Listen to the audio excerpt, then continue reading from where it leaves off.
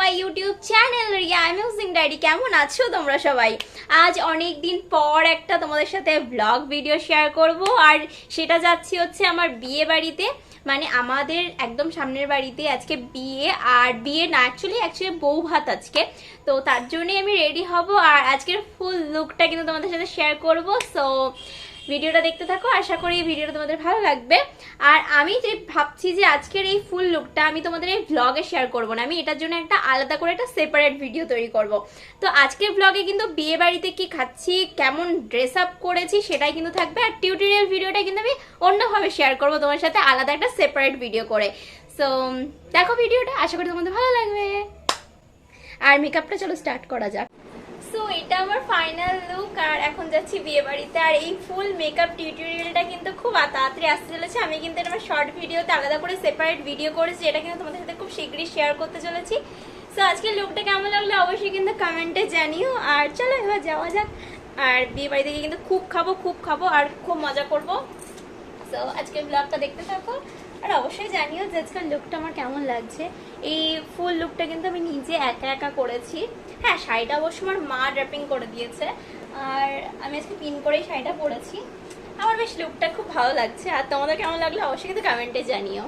তো হাতে গিফট নিয়ে বেরিয়ে পড়েছি বিয়ে বাড়ি যাওয়ার জন্য।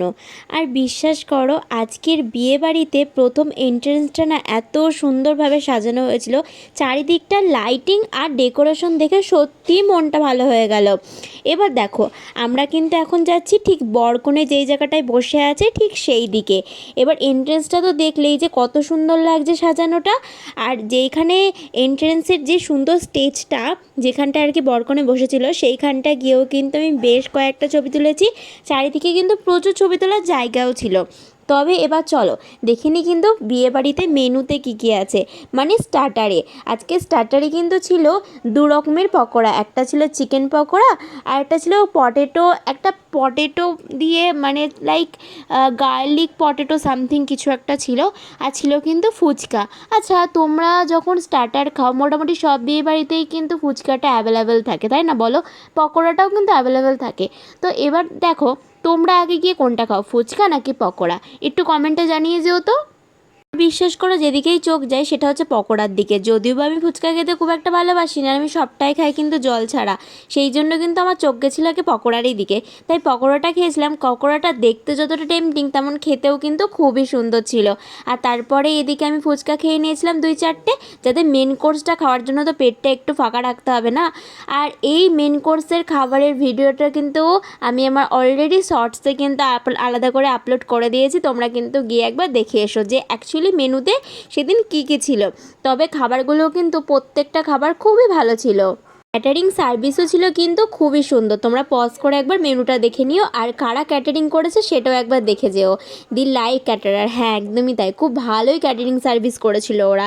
মানে অনেকটা টাইম দিয়েছিল যে আমাদের একটার পর একটা মেনু কিন্তু শেষ করার জন্য, যেটা অর্ধেক বিয়েবাড়িতে হয়ই না, পরপর দিতে থাকে, যেটা খেতে গিয়ে আমার মনে হয় গলায় আটকে যাচ্ছে, এদিকে ভিডিও করব না খাবো।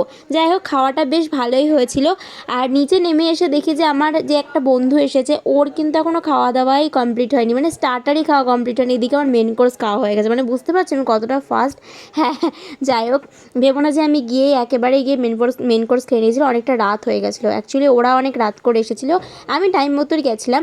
তবে যেই টাইমটা অ্যাকচুয়ালি ডিনার করার টাইম, সেই টাইমেই কিন্তু আমি ডিনারটা করেছিলাম, যেহেতু আমি প্রচণ্ড মানে ক্ষুধার্ত ছিলাম। হ্যাঁ, এই কারণেই বলছি, কারণ আমি কাজ থেকে ফিরে এসেই জাস্ট মেকআপ করেছি, মেকআপ টেকআপ করেই কিন্তু আমি মানে চলে গেছিলাম বিয়ে বাড়িতে, যার জন্য আমার প্রচণ্ড খিদে পেয়েছিল।